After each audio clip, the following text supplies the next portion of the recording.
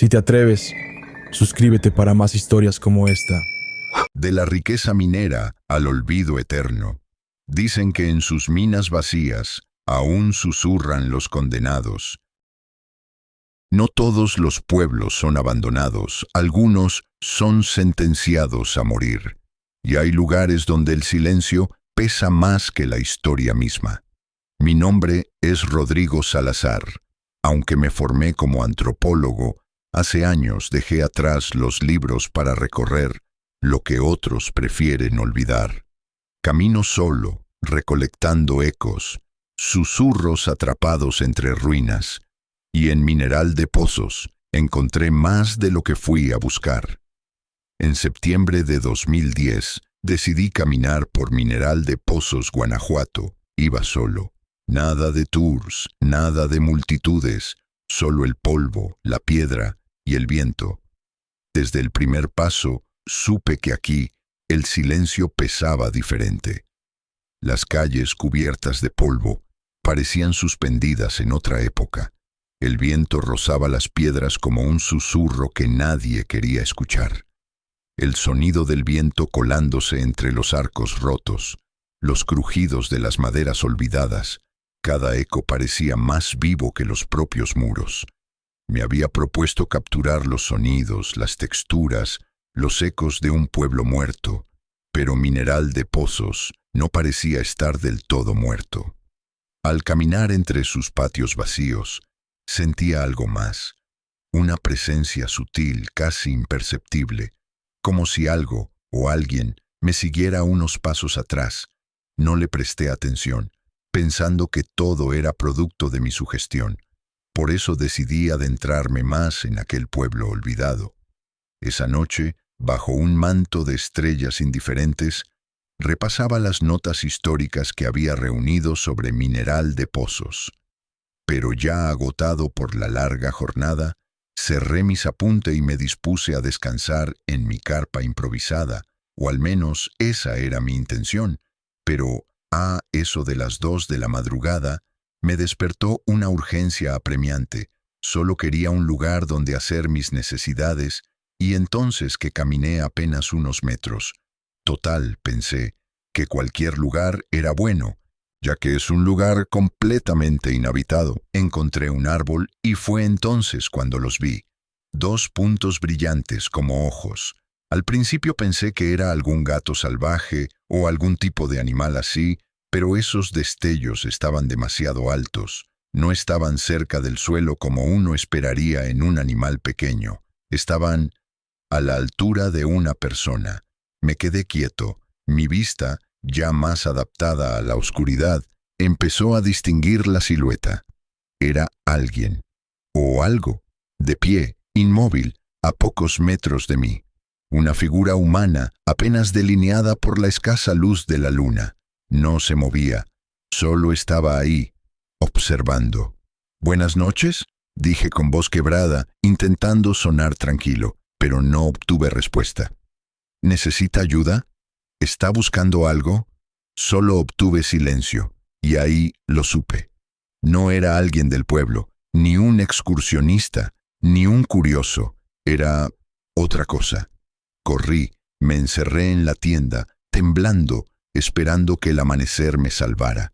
Y apenas el primer rayo de sol tocó las piedras, empecé a desmontar el campamento. No miré atrás, y aún así sentía que no era solo miedo. Era una presión, un peso en el pecho, como si Mineral de Pozos se negase a dejarme ir del todo. En el camino de salida me encontré con un hombre mayor, de rostro endurecido por el tiempo y por las historias que nadie se atreve a escribir. «¿Viene de Pozos?», me preguntó. Solo pude asentir. Y en una especie de conexión y camaradería inmediata, le conté lo que había visto. Le describí mi suceso con un miedo que me enfriaba el alma. El viejo guardó silencio un momento y luego dijo algo que me dejó helado. «Entonces lo vio», dijo, «al sacerdote o al otro. Depende de la suerte que tenga». Y luego, sin darle importancia, agregó: «Ese pueblo ya no es de los vivos». Me quedé con esa frase en la cabeza: ya no es de los vivos. Y quizás sí vi, según cuentan, al mismísimo cura que fue desvivido durante la Guerra Cristera, un cura que se negó a abandonar su iglesia y defendió su fe con uñas y dientes, y lo pagó con la vida. Lo arrastraron fuera del altar y lo desvivieron frente a su rebaño. Cuentan que sus últimas palabras no fueron un rezo, sino una maldición: este pueblo caerá, y con él todos sus pecadores. Otros culpan a la gran inundación de 1938, la que anegó los túneles y asfixió el corazón de la minería. Sin trabajo, sin futuro, la gente no tuvo más opción que huir. Y entonces surge la pregunta: ¿fue un accidente natural o un castigo que venía gestándose desde mucho antes, una simple crisis económica o una maldición sellada en cada piedra del pueblo? Lo cierto es que Mineral de Pozos, fundado en el siglo XVII, llegó a albergar más de 70.000 almas en su apogeo. Pero no simplemente murió. Mineral de Pozos fue condenado. Volví una última vez a Mineral de Pozos, sin cámaras, sin grabadora, solo para caminar. Las casas seguían igual de mudas, las calles igual de vacías. No vi nada esta vez, no escuché susurros, pero al pasar junto al templo sentí algo. No era miedo, no era nostalgia, era peso, como si el silencio mismo me observara. Desde entonces, en cada ruina que visito, sé que no estoy del todo solo. Suscríbete si lo estás disfrutando. Seguimos. Un pueblo nacido del oro y destruido por sangre, traición y algo más encerrado bajo la roca. Hay lugares donde el tiempo se detuvo, ruinas que no solo cuentan historias de abandono, sino también de tragedias ocultas, de ecos que aún susurran entre los escombros. Two Guns, Arizona, no es solo un pueblo fantasma. Es una cicatriz abierta en el corazón del desierto. Mi nombre es Daniel Whitmore. Soy fotógrafo de lugares olvidados, obsesionado con capturar la belleza macabra de los sitios que la historia ha dejado atrás. He recorrido pueblos abandonados, fábricas oxidadas, hospitales desmoronados, pero nada me preparó para lo que encontré en Two Guns. Llegué al lugar a media tarde. El sol caía a plomo sobre la Ruta 66 y frente a mí se extendía un escenario de ruinas calcinadas, caminos de tierra y estructuras vencidas por el tiempo. Todo comenzó como cualquier otra exploración. Cámara al cuello, libreta en el bolsillo, mente abierta. La primera construcción que encontré fue lo que quedaba de una vieja gasolinera. Las bombas oxidadas parecían espectros inmóviles bajo el calor. A unos metros, las ruinas de un pequeño motel me dieron la bienvenida con puertas astilladas y grafitis de advertencia. No era solo otro pueblo abandonado, era un sitio marcado por sangre y traición desde mucho antes de que las primeras construcciones se levantaran. Pero lo que verdaderamente me heló la sangre fue algo más allá: las cavernas, la cueva de la muerte apache. Un nombre que no podría ser más siniestro. Mientras tomaba unas fotografías a entrada de las cavernas, no podía anular lo que mi mente sabía, que Two Guns tiene una historia manchada de tragedia. En el siglo XIX, un grupo de apaches, huyendo de sus enemigos, se refugió en esas cuevas. Los navajos, al descubrir su escondite, encendieron fuego en la entrada. Nadie salió con vida. 42 almas perecieron asfixiadas. Desde entonces, se dice que el lugar quedó marcado. Mientras avanzaba, la temperatura parecía descender de golpe. Frente a la boca de la cueva, el aire era denso, casi pastoso. No era solo frío, era como si algo invisiblemente pesado descansara allí. Seguí tomando algunas fotos, pero la sensación de ser observado era tan intensa que apenas podía mantenerme quieto. Entonces lo vi, una sombra pequeña, fugaz, moviéndose justo al borde de mi visión periférica. Cuando giré rápidamente, no había nada, nada, salvo el eco de una risa lejana. Intenté racionalizarlo, quizás era el viento en las ruinas, o el eco de mis propios pasos, o simplemente mi sugestión. Pero conforme avanzaba, las sensaciones se intensificaban. Una opresión creciente en mi pecho, como si el aire se volviera más y más pesado con cada minuto que pasaba. Sentía que Two Guns no solo era un pueblo abandonado, era un depósito de memorias rotas, de ecos atrapados, y de algo que seguía clamando en medio de la desesperanza. Con el paso de los años, el lugar intentó renacer. Se construyeron tiendas, gasolineras, incluso un pequeño zoológico para atraer turistas. Pero las raíces del horror eran profundas. Las tragedias se sucedieron una tras otra. Incendios, hechos perturbadores, extrañas desapariciones.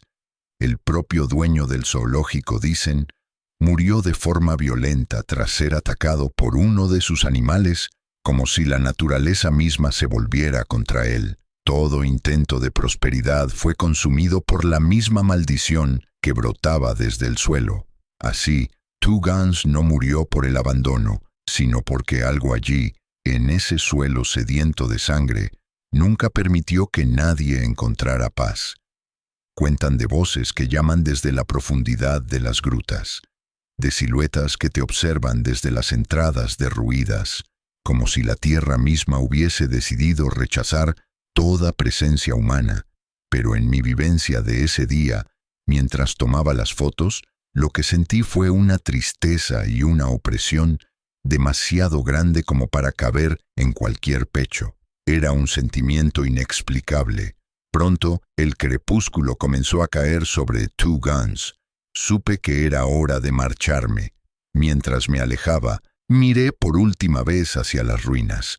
La cueva parecía vibrar bajo la luz moribunda, como si respirara, y por un segundo creí escuchar pasos tras de mí, voces apagadas a lo lejos, como si los ecos de aquel horror antiguo todavía buscaran un oído dispuesto a escuchar. No me detuve a comprobarlo. A veces en lugares como Two Guns, lo más sabio es no mirar atrás. Si alguna vez viajas por la vieja Ruta 66 y ves las ruinas solitarias de Two Guns a lo lejos, pasa de largo. Suscríbete si lo estás disfrutando. Seguimos.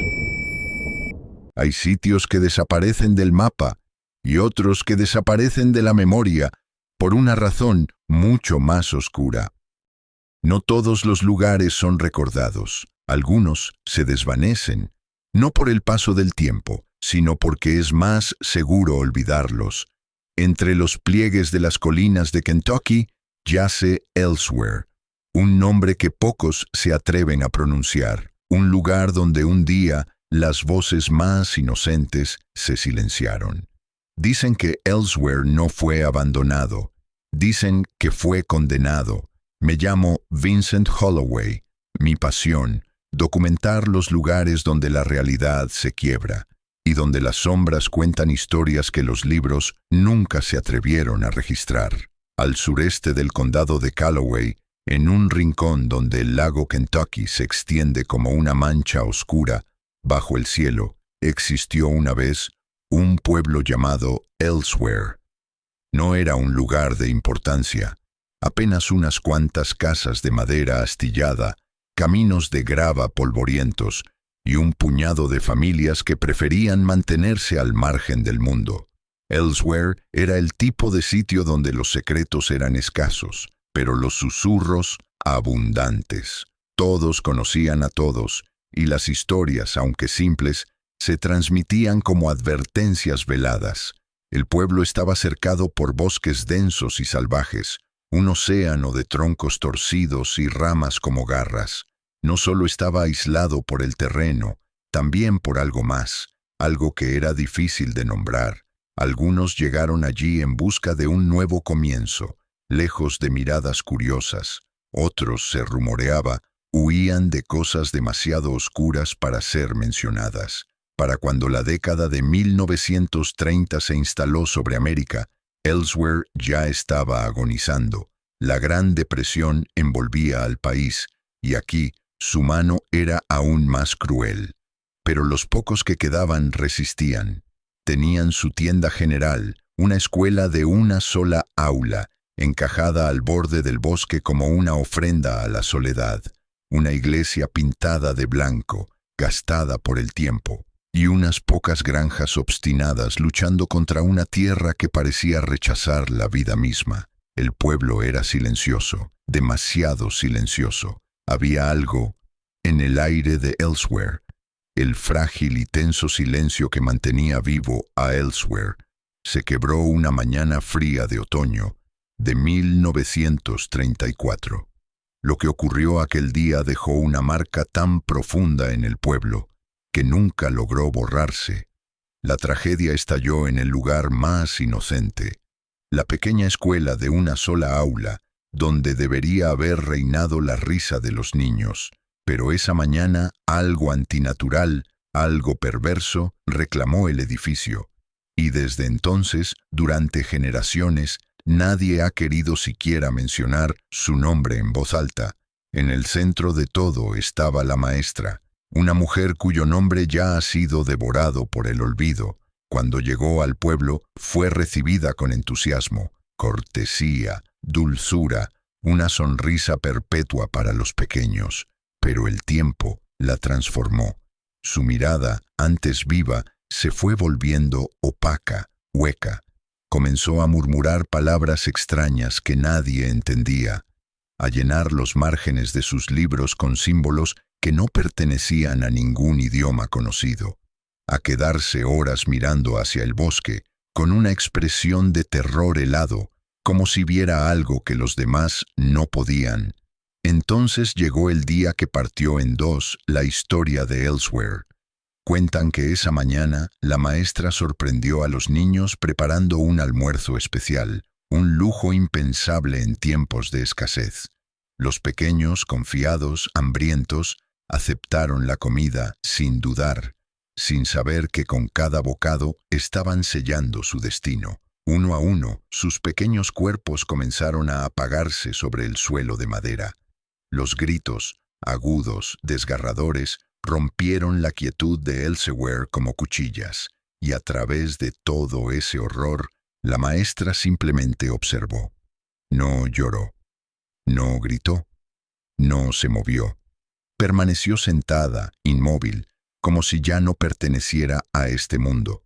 Cuando los aldeanos, alarmados por los chillidos, irrumpieron en la escuela, encontraron una escena imposible de olvidar.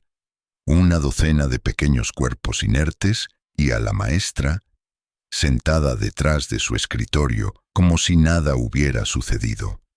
De todos los niños, solo uno sobrevivió. Un niño de apenas 10 años que, siguiendo un impulso inexplicable, se negó a comer aquella comida. Fue él quien, descalzo, con el rostro desfigurado por el miedo, corrió hasta el pueblo gritando lo que había ocurrido. La gente la arrastró fuera del aula. No opuso resistencia. No dijo una sola palabra. La encerraron en una improvisada celda, pero la justicia nunca llegó. Cuando fueron a buscarla a la mañana siguiente, la encontraron muerta.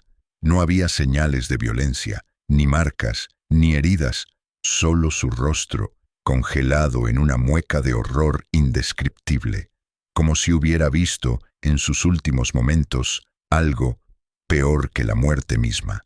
Elsewhere jamás logró sanar.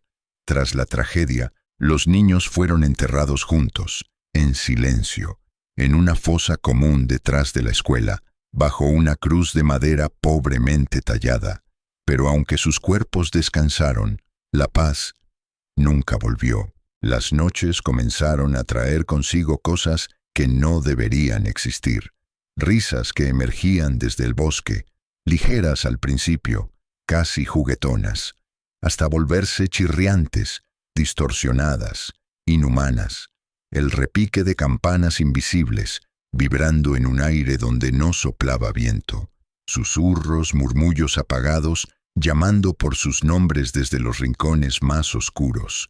Y luego, las sombras, figuras pequeñas, veloces, deslizándose al borde de la arboleda, demasiado ágiles para ser niños, demasiado silenciosas para ser bestias. El miedo se filtró en los huesos del pueblo. Una a una, las familias comenzaron a empacar lo poco que tenían y se marcharon, dejando atrás generaciones de historia.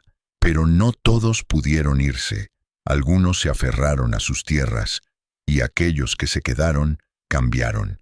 Comenzaron a hablar de puertas que se cerraban violentamente en mitad de la noche, de ventanas que estallaban en 1000 fragmentos sin causa alguna, de una niebla densa que descendía desde el bosque, abrazando el pueblo como un ser vivo, hambriento.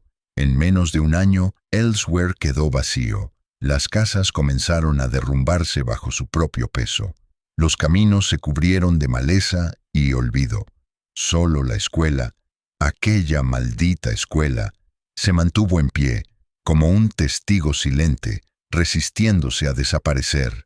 Ellsworth no simplemente murió, fue devorado. Poco a poco, su existencia fue borrada de mapas, registros y de la memoria de quienes vivieron cerca. Con el tiempo, incluso los ancianos de los pueblos vecinos dejaron de recordar exactamente dónde se encontraba.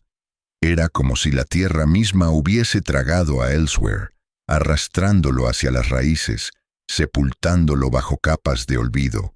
Pero las historias, esas no pudieron ser enterradas. Se habla de un camino que surge de la nada, un estrecho sendero de grava que se interna en los bosques cerca del lago Kentucky. Un sendero que no estaba allí un día, pero aparece al siguiente. Un camino que guía a quien se atreve, hasta un grupo de edificios podridos, abrazados por enredaderas y envueltos en un silencio que pesa como plomo. En el centro de todo, la vieja escuela. Sus ventanas rotas parecen ojos vacíos, su campanario vencido apenas se sostiene, y junto a su entrada, la cruz astillada sigue allí, como una advertencia olvidada.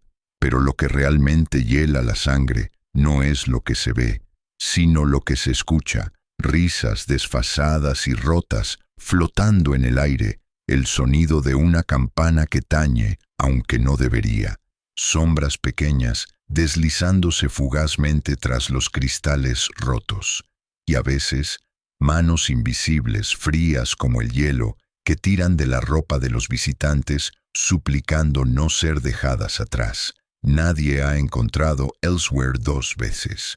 Aquellos que logran salir nunca vuelven a hallar el camino. Es como si el propio pueblo decidiera a quién permitirle la entrada, y, peor aún, a quién jamás dejar escapar.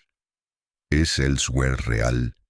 ¿O es solo una advertencia para los incautos que se adentran demasiado en los bosques que no les pertenecen? Quizás ya no importe. Lo que sobrevive no es solo el relato, es el escalofrío que deja atrás, esa sensación instintiva, profunda, que te dice que hay lugares que simplemente no están destinados a ser encontrados por los vivos. Quizá Ellsworth no sea únicamente un pueblo perdido, quizá sea una herida abierta en la realidad, un lugar donde la pena y la tragedia se fusionaron hasta volverse algo que respira. Así que si alguna vez, caminando entre la niebla, ves aparecer un sendero que no estaba allí, si el bosque se cierra a tu alrededor, si escuchas risas de niños donde solo debería haber silencio, no avances, no respondas y, por todo lo que amas, no busques Ellsworth. Suscríbete si lo estás disfrutando. Seguimos. Cuando el cielo cayó sobre ellos, algunos corrieron, pero otros se arrodillaron a rezar, en vano. ¿Qué pasa cuando la tierra decide reclamar lo que alguna vez le perteneció? En San Juan Parangaricutiro, Michoacán, el fuego no solo consumió casas, también atrapó voces, que aún hoy se niegan a apagarse. Mi nombre es Álvaro Telles. Soy historiador. A lo largo de los años he recorrido ruinas, campos arrasados, pueblos abandonados, pero nada me preparó para lo que sentí en San Juan Parangaricutiro. No vine buscando respuestas, vine a escuchar lo que la lava no pudo callar. Había leído sobre la tragedia de 1943. Sabía que el volcán Paricutín emergió de la nada y que su furia sepultó a San Juan Parangaricutiro bajo un manto de fuego y ceniza. Pero caminar sobre esas piedras negras es otra cosa. La bruma se enredaba entre los riscos de lava solidificada, como si aún flotaran cenizas en el aire.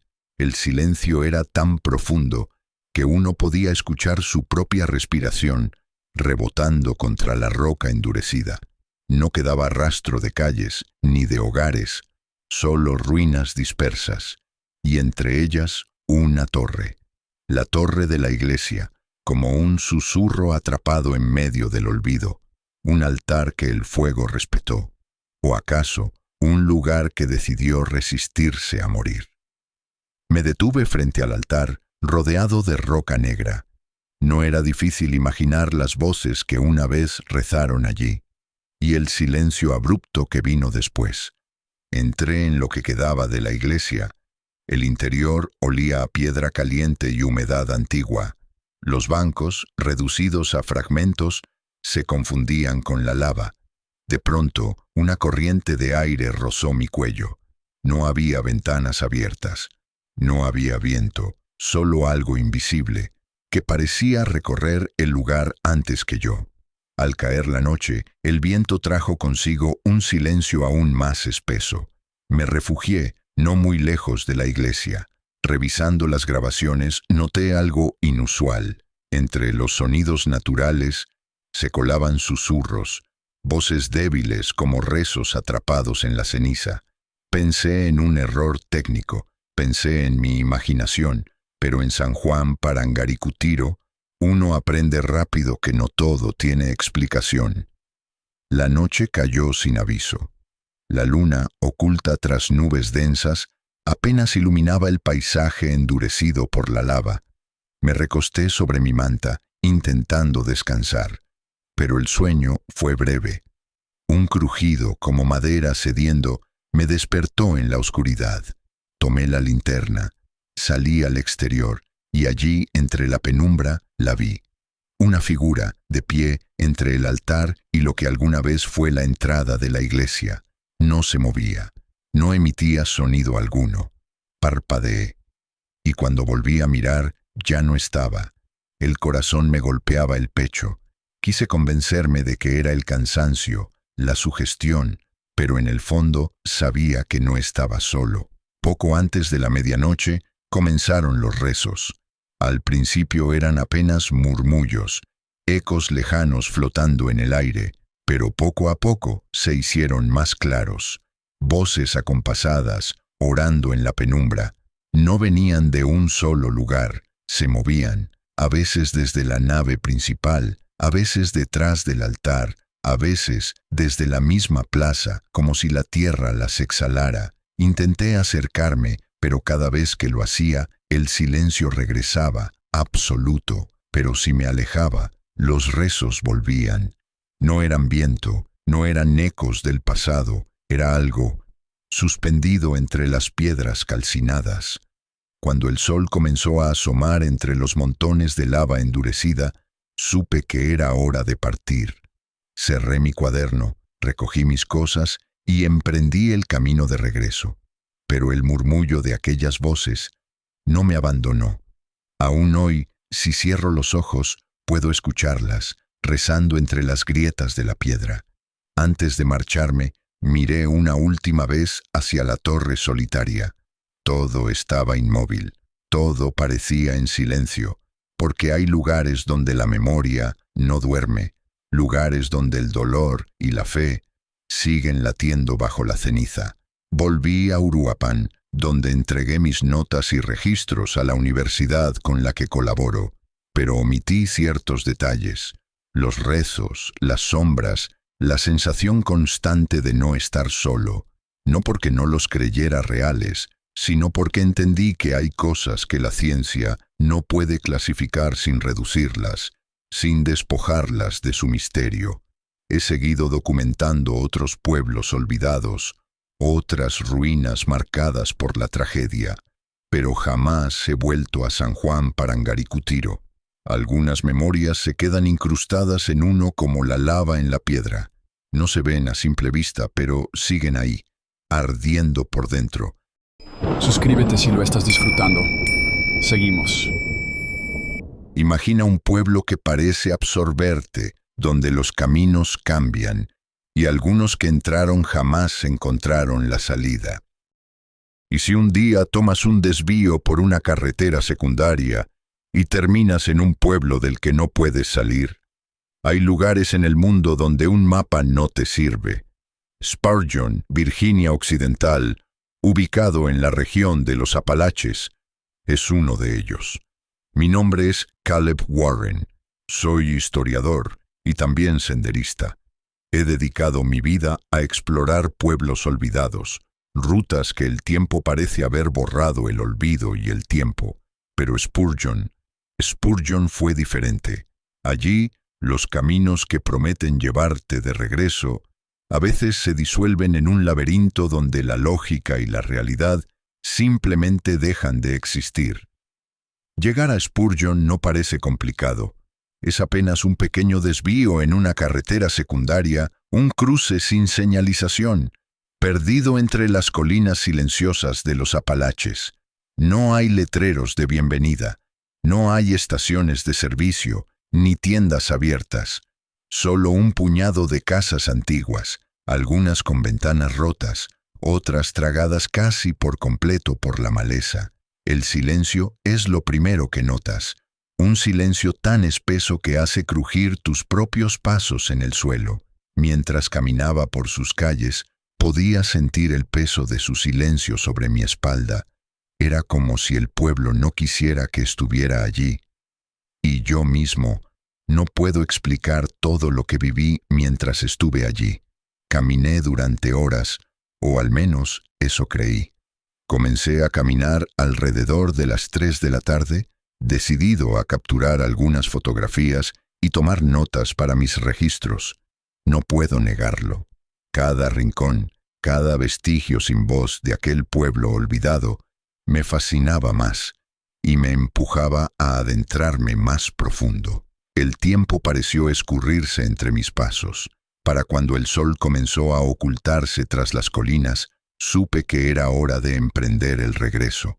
Marqué el mismo camino que había seguido al llegar, pero en cada giro, en cada atajo, terminaba una y otra vez frente al mismo buzón oxidado, a la misma casa derruida, al mismo árbol retorcido que parecía observarme en silencio. La angustia empezó a recorrerme la piel como un escalofrío imposible de controlar. No entendía qué estaba pasando. Era como estar atrapado en un bucle donde el tiempo y el espacio se doblaban hasta perder todo sentido. Mientras tanto, la niebla seguía descendiendo, espesa, sofocante, como una bestia enorme, silenciosa, que se desplegaba como si quisiera devorarme. No era una simple bruma, era algo aplastante, envolvente, como si quisiese borrarme. La niebla no solo cubría el camino, sentía que de a pocos nublaba mis pensamientos. No sabía si avanzaba o retrocedía. No sabía si seguía caminando o si solo estaba atrapado dentro de un mal sueño. Fue una de las experiencias más aterradoras que he vivido. Después de lo que creí que eran horas eternas, logré salir. Fue como un gran respiro después de ese ahogamiento en mi alma. Antes de dejar Spurgeon, me detuve en el borde del último camino que aún parecía llevar a alguna parte.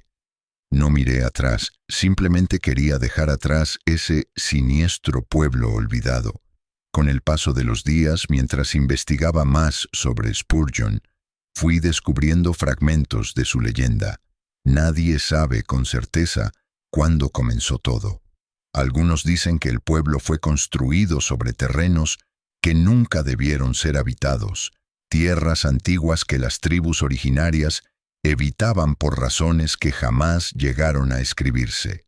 Otros hablan de una serie de desapariciones que se remontan al siglo XIX, familias enteras que salieron de sus casas para no regresar jamás. Hay teorías más modernas. Algunos exploradores urbanos creen que Spurgeon es un vórtice, una anomalía geográfica donde el espacio y el tiempo se pliegan sobre sí mismos. Otros, más supersticiosos, aseguran que el pueblo es un ser viviente, un organismo dormido que se alimenta de senderistas, viajeros, curiosos, que son devorados por un laberinto vivo que cambia su forma para no dejarlos escapar, aquellos que, por curiosidad o accidente, cruzan su frontera invisible. La niebla, dicen, no es natural, no es simple condensación de humedad entre las colinas, es una membrana, una cortina que, una vez cruzada, comienza a borrar lo que eras. Mientras escuchaba estas historias, entendí algo aterrador. En Spurgeon, el olvido no es una consecuencia, es el propósito. Y hasta hoy no estoy seguro de si realmente logré salir, o si, de algún modo, una parte de mí sigue atrapada allí. Después de todo, en Spurgeon, no todo el que llega consigue regresar. Suscríbete si lo estás disfrutando. Seguimos. Dicen que en Anjikuni ni siquiera los muertos encontraron descanso, y los vivos simplemente desaparecieron. ¿Qué harías si llegaras a un pueblo donde las fogatas siguen ardiendo, la comida está servida, pero no queda ni una sola persona?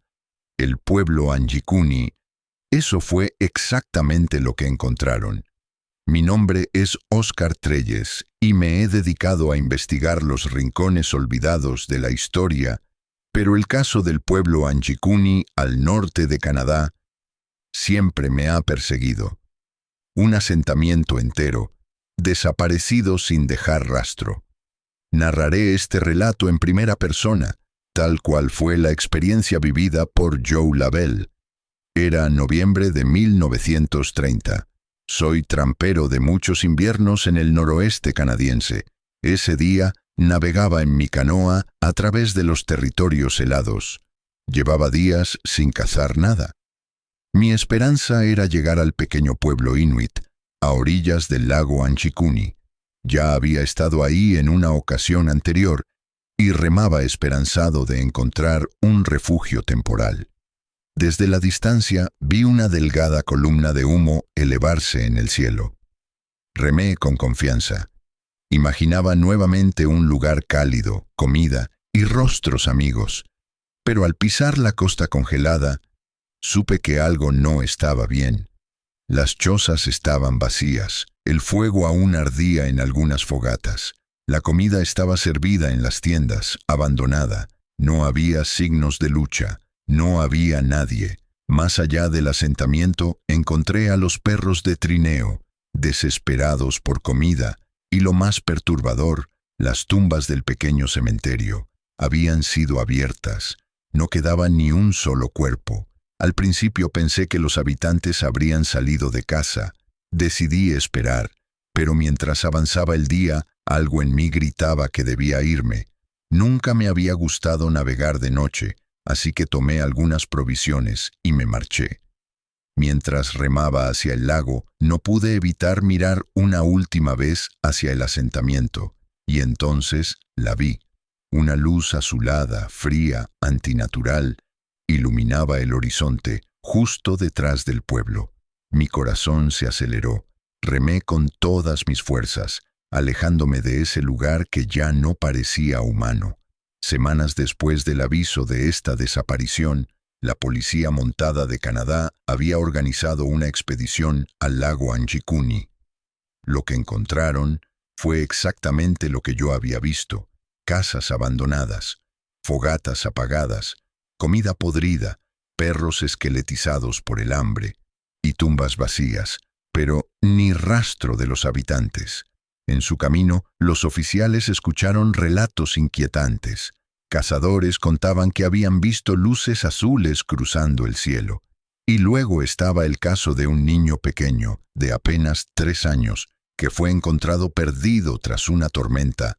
Lo adoptaron en un asentamiento cercano. Eso ocurrió 2 semanas antes de que se supiera de la desaparición en el lago Anjikuni. Era como si todo el pueblo hubiera sido borrado. No había signos de violencia, no había saqueo, no había lucha.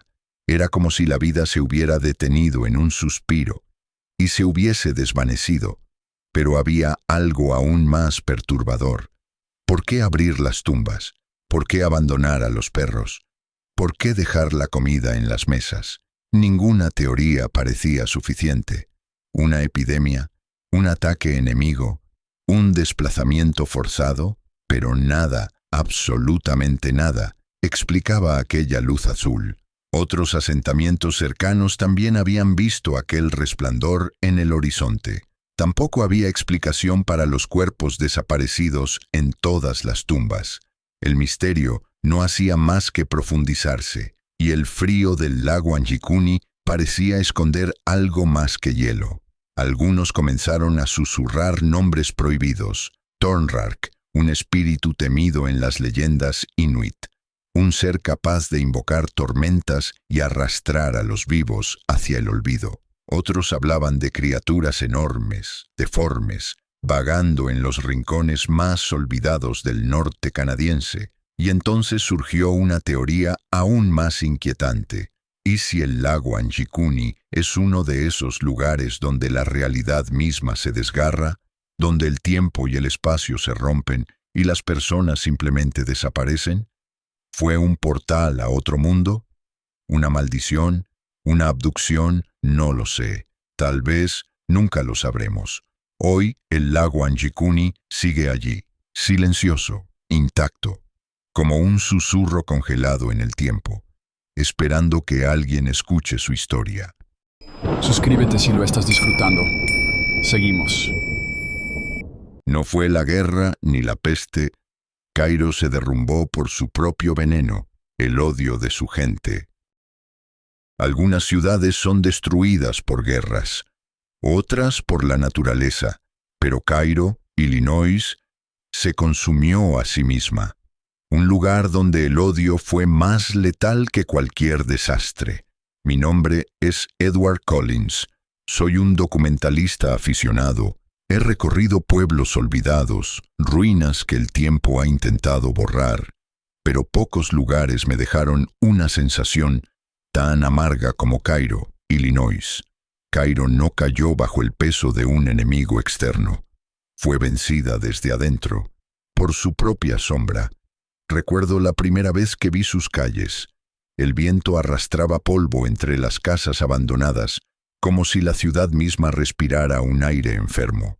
Se decía que Cairo había nacido bajo una promesa brillante, situada justo donde el poderoso Mississippi y el Ohio se encuentran. Su ubicación parecía un augurio de grandeza. Durante el siglo XIX, sus muelles rebosaban de barcos de vapor. Las tiendas prosperaban, las calles de ladrillo rojo desbordaban de comerciantes, viajeros, sueños de riqueza. Desde lo alto de sus mansiones, el futuro parecía inevitable.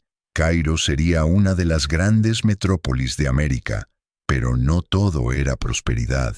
Bajo esa fachada próspera latía un veneno silencioso, segregación, odio, resentimiento, como grietas ocultas bajo un suelo recién pulido. Esas tensiones crecían día tras día, lentamente, silenciosamente, implacablemente. Décadas de desigualdad finalmente explotaron en los años 60. Caminar hoy por Cairo es como recorrer los escombros de aquella guerra invisible. Las huellas aún están allí, las marchas, los boicots, los enfrentamientos. El conflicto social no solo dividió a su gente, la destrozó. Vi negocios cerrados, sus escaparates rotos como heridas abiertas. Vi casas abandonadas, sus puertas colgando de las bisagras. Familias que alguna vez soñaron con un futuro allí, huyeron en mitad de la noche. Cairo, que alguna vez fue una joya del comercio fluvial, se hundió en una espiral de la que ya no pudo salir. La violencia dejó cicatrices demasiado profundas, y lo que la economía había levantado en décadas, el odio lo destruyó en cuestión de años. Cuando el polvo se asentó, lo que quedó no fue una ciudad, era una carcasa vacía, casas antes llenas de risas y vida ahora cubiertas de polvo y óxido, tiendas cerradas mirando a calles vacías como ojos muertos, y un silencio pesado, opresivo. No hablaba de paz, hablaba de derrota. Mientras caminaba solo por esas calles, el viento parecía susurrar nombres olvidados. Algunos locales dicen que, en las noches más tranquilas, aún se escuchan pasos, susurros perdidos en la bruma del río, como si la ciudad misma recordara cada uno de los errores que la condenaron. Hoy, Cairo permanece de pie, pero no está viva. Es un esqueleto de lo que alguna vez soñó ser. Sus edificios se mantienen erguidos, desafiando al tiempo, pero vacíos de alma. No es solo abandono, es un luto físico, una pena incrustada en cada ladrillo. Hay quienes creen que Cairo fue maldecida, no por brujería o superstición, sino por las decisiones de su propia gente, el odio, la violencia, el miedo al cambio. Todo eso formó una prisión, una de la que nunca pudo escapar. Mientras avanzaba por la avenida principal, el peso de la historia era casi tangible. Era como si los errores del pasado hubieran cobrado vida y me observaran desde cada ventana rota.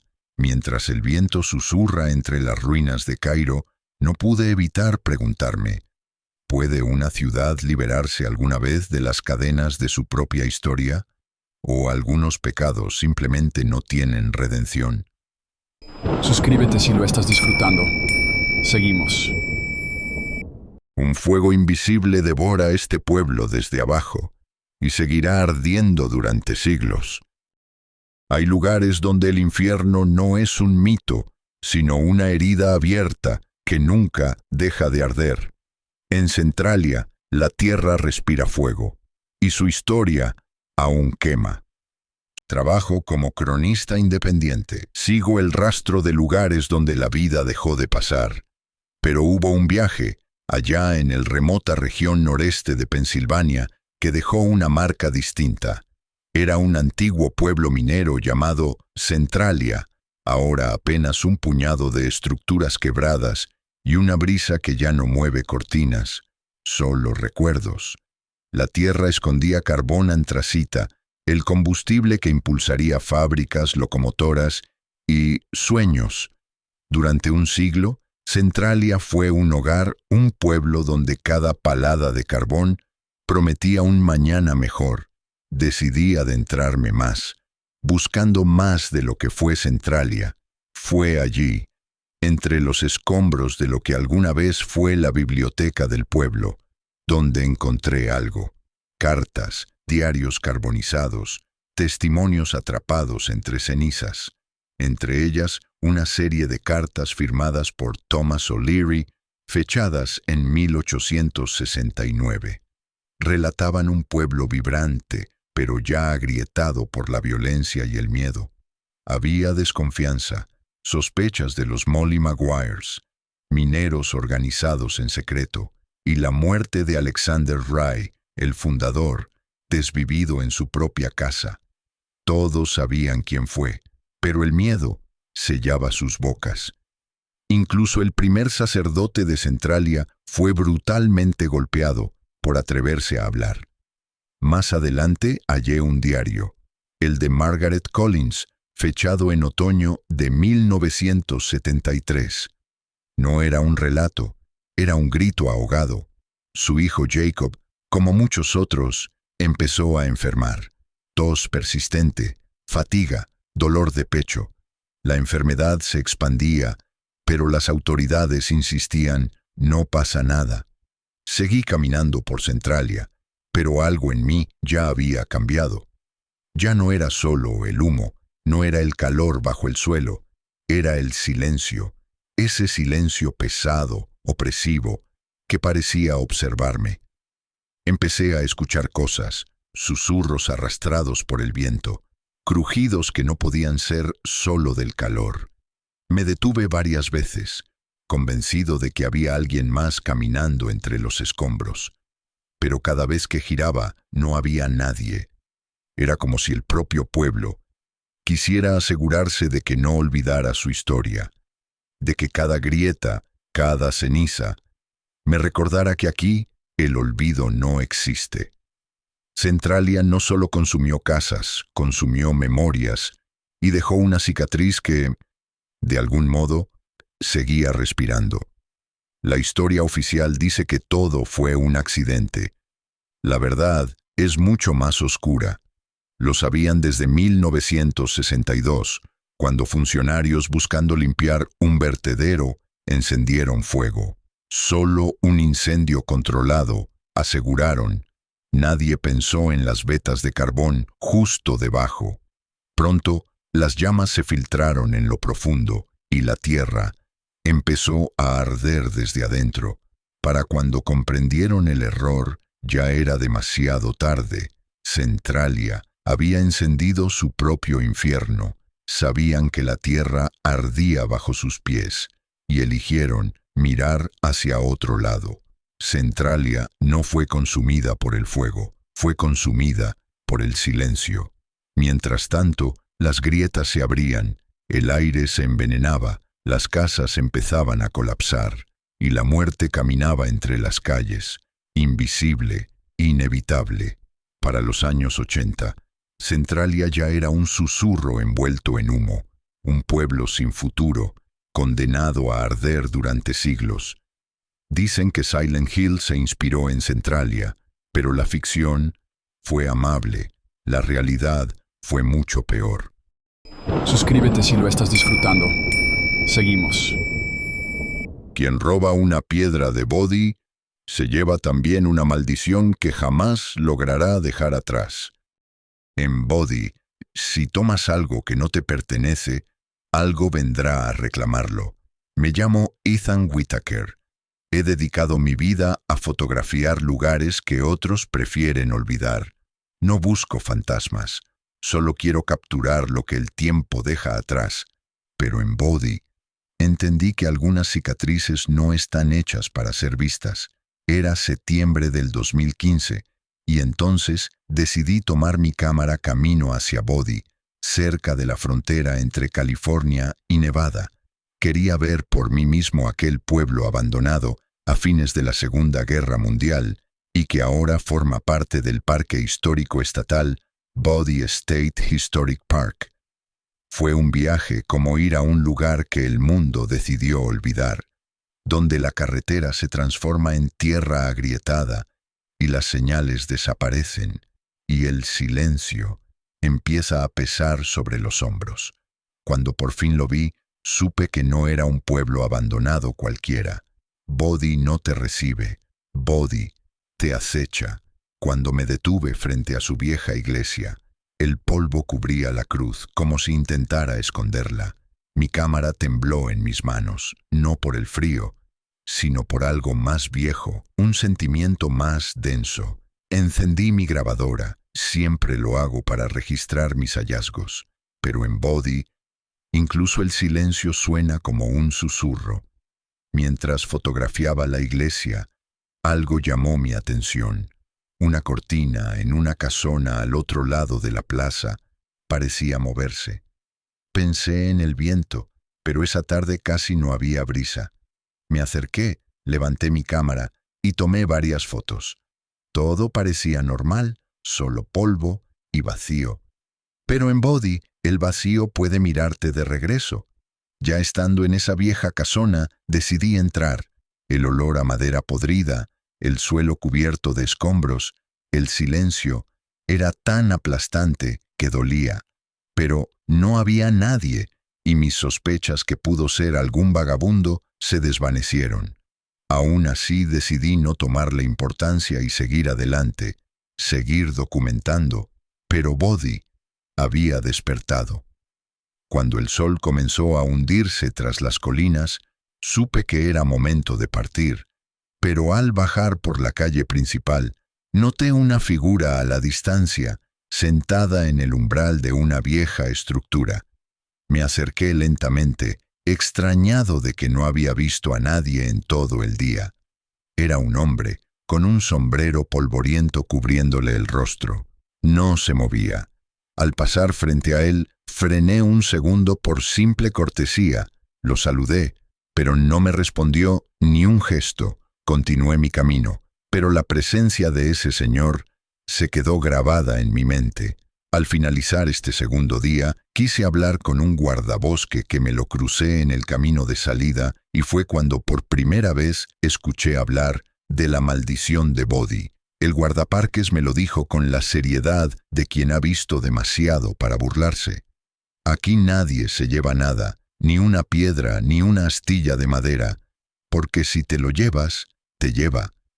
Pensé que era una advertencia simbólica, una manera poética de pedir respeto, o un hecho simple para intentar espantar a cualquier foráneo, pero después me mostró las fotos de las cartas, decenas, tal vez cientos de sobres, escritos a mano, todos enviados por turistas que se habían llevado recuerdos.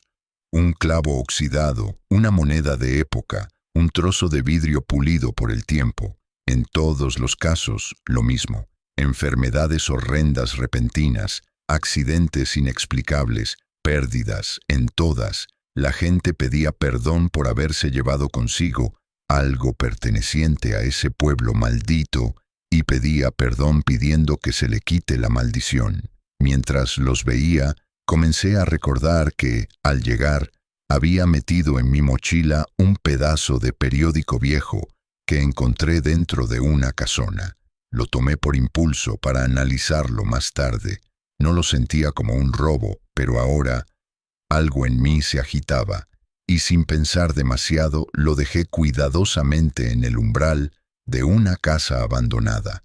No sé si era superstición, culpa o un miedo incipiente, pero lo dejé. Esto parecía tener el mismo aire macabro tal cual como la muñeca Robert que exhiben en sus vitrinas centenares de cartas de disculpa por haberle tomado una foto sin su permiso o haberle hecho un insulto. Lo que te llevas de Bodhi no siempre es solo un recuerdo. Otras veces es algo más, algo que te sigue. Por eso, en Bodhi nadie se lleva nada. Y nadie debería intentar hacerlo, me dijo el guardabosques mientras se despedía de mí. Al revisar las fotografías semanas más tarde en mi estudio, algo me detuvo en seco. En una de ellas, una toma cualquiera en aquella casona desgastada, donde la cortina del primer piso parecía haber sido corrida ligeramente, y allí, junto al marco de la ventana, se insinuaba una figura. No era clara, más bien parecía un borrón en la imagen, una mancha oscura que desentonaba con todo el entorno. Amplié la imagen. No había rostro ni forma definida, solo esa presencia amorfa, tensa, rígida, como mirando hacia mí. Sentí un escalofrío sin motivo lógico, pero lo más perturbador fue lo que descubrí después. Al revisar otras fotos, tomadas desde ángulos distintos y momentos diferentes, la misma figura aparecía, no en el mismo lugar, sino desplazándose dentro de esa casona, a veces tras un vidrio, otras apenas visible entre las sombras interiores, pero siempre orientada hacia donde yo estaba en ese momento, siempre mirando. Esa noche apenas dormí, no por miedo, sino por una sensación más difícil de explicar, la certeza de haber sido observado desde adentro, de algo que ya no debería albergar vida. Intenté tranquilizarme, quizá otro explorador, quizá algún vagabundo, quizá un reflejo mal interpretado, quizá, pero había algo en esa figura, en su manera de habitar el espacio sin pertenecerle, que me hizo sentir vulnerable, como si, al fotografiarla, hubiese atraído hacia mí algo que no quería ser visto. No podía sacarme eso de la cabeza. No podía ignorar la sensación de que había despertado algo que prefería permanecer oculto. Mientras ese escalofrío se asentaba en mi mente, no podía dejar de pensar en los cientos de miles de víctimas históricas de la maldición de Bodhi. Quizá fue alguna cuando Bodhi nació allá por los 1859, cuando William S. Bodey encontró oro al este de la Sierra Nevada y junto a unos colegas fundó un pequeño asentamiento que luego llevaría su nombre, pero no viviría para ver su auge. Ese mismo invierno murió congelado. La primera víctima de la maldición de Bodhi, que muchos afirman, o tal vez las miles de víctimas de la avaricia desmedida de la mina Bunker Hill, cuando en su apogeo y máximo esplendor fue cobrado por un precio más alto, la de inviernos letales, enfermedades, acontecimientos oscuros, o quizá por esos dantescos incendios ocurridos en 1892 y en 1932 que arrasaron con medio Bodhi, incluida gran parte de su iglesia. Lo cierto es que Bodhi es un esqueleto cubierto de polvo, un recuerdo maldito y un pozo oscuro de cientos de víctimas, de lo que puede ocurrir cuando la ambición lo consume todo. Contra todo pronóstico, sí, regresé a Bodhi. Caminé una última vez por sus calles. Esta vez no dije nada, no toqué nada, solo agradecí por poder marcharme. Si alguna vez decides visitar Bodhi, recuerda, no te lleves nada, porque puede que no regreses solo. Como este. Somos los coleccionistas de historias de terror. Hasta la próxima.